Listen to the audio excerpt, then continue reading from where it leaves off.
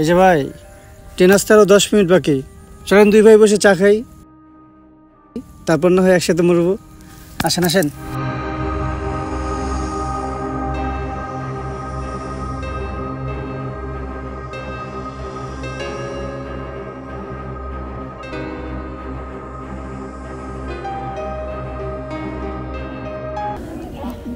আচ্ছা ভাই, এখন বলেন কি এমন কারণ যার জন্য আপনি এই পৃথিবীর মায়া ত্যাগ করতে চাচ্ছেন? একটু শুনি আমিও।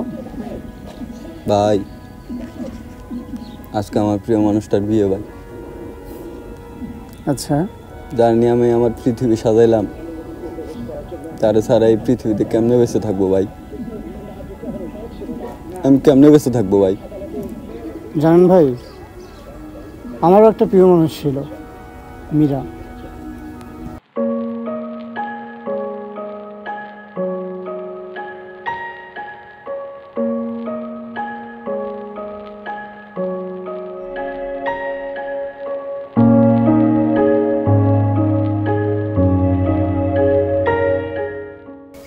আজকেও তোমার লেট? আচ্ছা আচ্ছা, সরি। আজকেও তুমি আমার জন্য ফুল নিয়ে এসো নাই? প্রেম বসন্তের পুরো বাগানটাই তো তোমার, আর ফুলকে কি ফুল দেওয়া যায় মায়াবতী? এটা বলেই তুমি প্রতিদিন পার পেয়ে যাও। আচ্ছা চলো হাঁটি।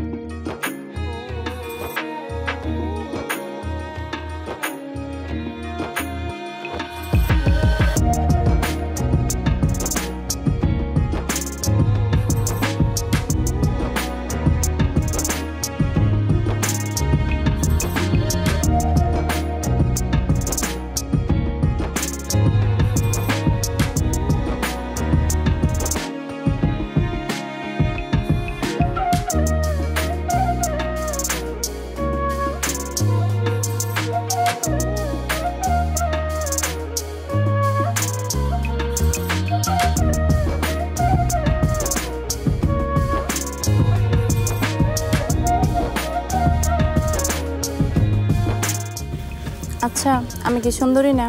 তুমি ভীষণ সুন্দর, তবে সুন্দরী নও। কেন? তোমাকে সুন্দরীদের তালিকায় রাখতে পারলাম না, তোমাকে শুধুই সুন্দরদের তালিকায় রাখলাম। কেননা সুন্দরীদের ভিতর ভেজাল থাকলেও থাকতে পারে, হলেও হতে পারে। সুন্দরদের ভিতর কোনো ভেজাল নেই, তুমি শুধুই সুন্দর, অফুরন্ত সুন্দর।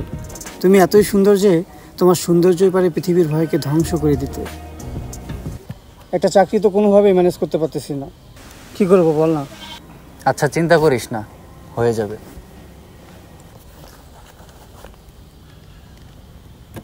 হ্যাঁ মীরা, বলো। ওকে, আমি এখনই আসতেছি। বন্ধু চল না, একটু মেয়ের সাথে দেখা করে আসি। আচ্ছা চল।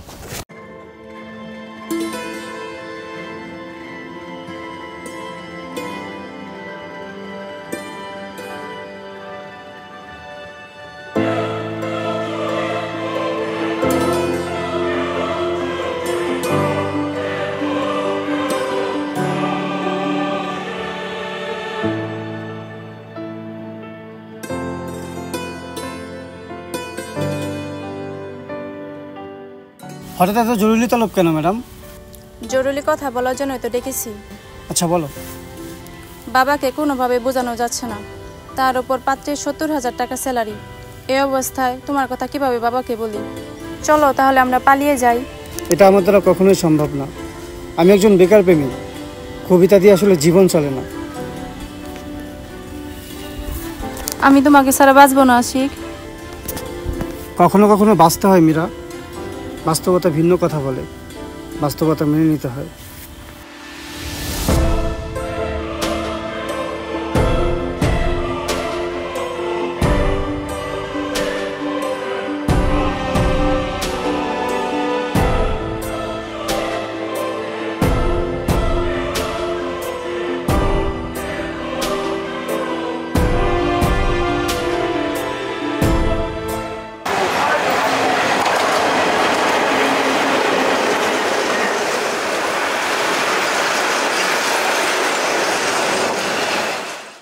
আচ্ছা ভাই, বাস্তবতার কারণে তাকে হারানোর পর আপনারও কি আমার মতো মরে যেতে ইচ্ছে করে নাই?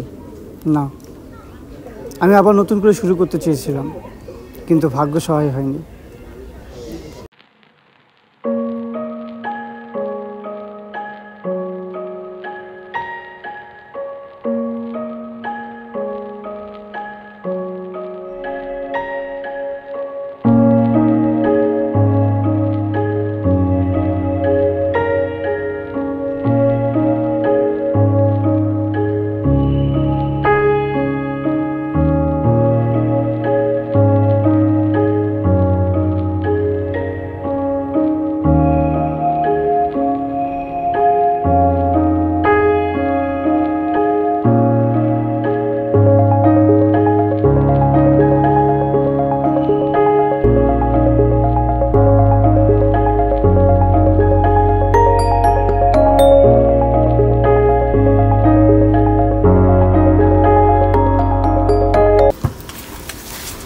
এই শান্ত ভাই, একটা লাকি দিন তো ভাই। ভাই বাকিটাকে দিতে পারবো না, আপনার এর আগে অনেক টাকা বাকি রয়েছে, বাকি টাকাগুলো পরিশোধ করেন, তারপরে ভাই আপনাকে টিকিট দিব। আরে ভাই, আপনার টাকা তো মাইরা খাবো না ভাই, এই বিশ্বাসটা তো আছে নাকি? আরে ভাই জানতো বাকিটাকে দিতে পারবো না। হ্যাঁ রে ভাই। বন্ধু কি অবস্থা? এই তো বন্ধু, একটু সাইডে আন, একটা কথা আছে। কি রে, কি হয়েছে এমন করতেছিস কে? আরে দোস্ত, লজ্জার কথা কি কমো? তুই তো অনেক উপকার করছিস, আরেকটা উপকার কর না। কি? পরশুদিন আমার একটা ইন্টারভিউ আছে বুঝছিস, আমাকে 2,000 টাকা দে না। প্রথম মাসের স্যালারি পাই, যে চাকরিটা হয় আমি তোর এই টাকাটা দিয়ে দেবো। তুই তো ভাই কমে ইন্টারভিউ দিল না, তোর চাকরি হইতেছে না। বন্ধু এবার হয়ে যাবে বন্ধু, দিস না। তুই চাকরি হয় না, ইন্টারভিউ দেওয়ার চাকরি হয় না, তুই আমার টাকাটা কেমনে দিবি ভাই? আর তোর কাছে এর আগে তো 5,000 টাকা পাই, সেই টাকা তুই দিলি না, সেই টাকা কবে দিবি বল? দেখ না বন্ধু, চাকরিটা হলে তো টাকা না হবো না, তাই আমার 5 তারিখের মধ্যে টাকাটা দিয়ে দিবি। আরে শান্ত, একটা বিড়ি দিয়ে তো টাকা আমি দিব নি, যা বিড়ি খেয়ে দে।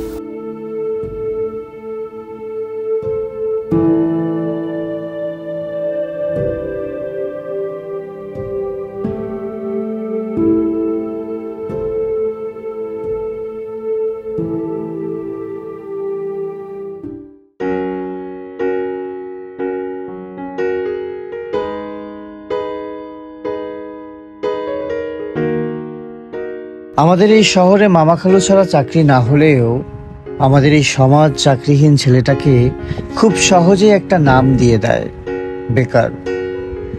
নামটা এতটাই ভারী যে আমি আর সোজা হয়ে দাঁড়াতে পারছি না।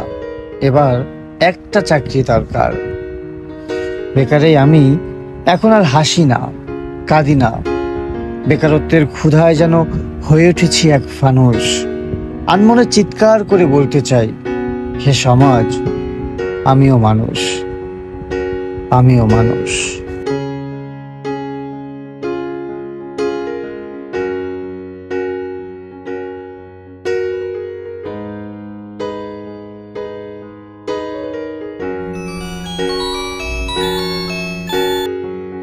আশিক, মা তো আর আমাদের মাঝে নেই রে।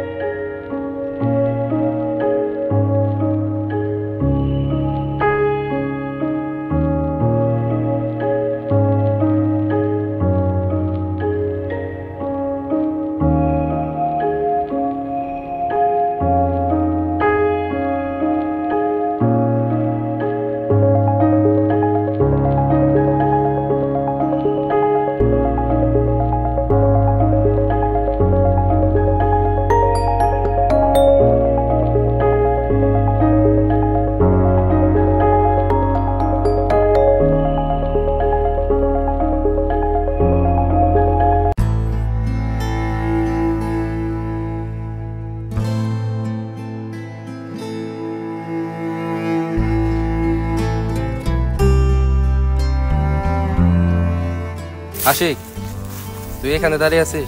আমি তো তোকে অনেকক্ষণ ধরে খুঁজছি। কিছু বলবো ভাইয়া? আচ্ছা, বলছি যে আমি তো সবসময় অবশ্যই থাকি, আর তুই ছোটাছুটির মধ্যেই থাকস, আর তোর ভাবিও বাড়িতে একা। আগে তো আম্মা ছিল, এখন তো আম্মাও নাই। তোর ভাবি একা একা বাড়িতে থাকতে অনেক সমস্যা হচ্ছে, তাই আমি সিদ্ধান্ত নিয়েছি তোদের ভাবির বাড়িতেই থাকবো, কারণ ওখান থেকে আমার অনেক সুবিধা হবে। ওখান থেকে আমার অফিসও কাছে। তো আজকে আমরা চলে যাচ্ছি। আর বলি কি, তো বাবা মা যে জমিটুকু আমাদের জন্য রেখে গেছে, তো জমি বলতে কি আমাদের ভিটামাটি ছাড়া তো আর কোনো কিছু নাই। তো ওই ভিটামাটি যদি যতটুকু আছে ততটুকু যদি আমার নামে লিখে দিস, তাহলে তোকে কিছু টাকা দিলাম, এই টাকা নিয়ে তুই একটা বিজনেস করতে পারবি। ভাই আমার টাকা লাগবে না, তুমি পেপার রেডি করো, আমি সাইন করে দিচ্ছি।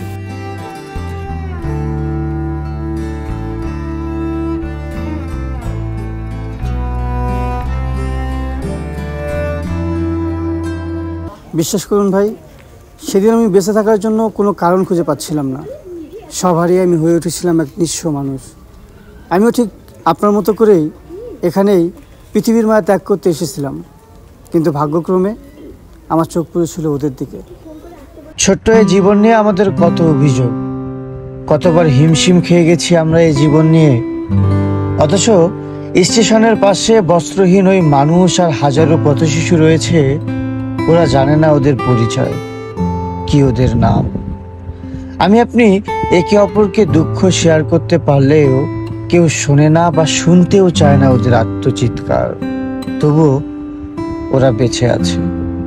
আসলে বাঁচতে হলে কেবলই নিজের জন্যই বাঁচা উচিত, আর কাউকে ভালোবাসলে কেবলই ভালোবাসার জন্যই ভালোবাসা উচিত। কোনো কিছু পাওয়ার আশা বা আক্ষেপ ছাড়াই ভালোবাসা উচিত। আমরা ভালোবাসতে গিয়ে একে অপরের প্রতি নির্ভরশীল হয়ে পড়ি। আমাদের মনে রাখা উচিত, কেউই চিরকাল পাশে থাকে না।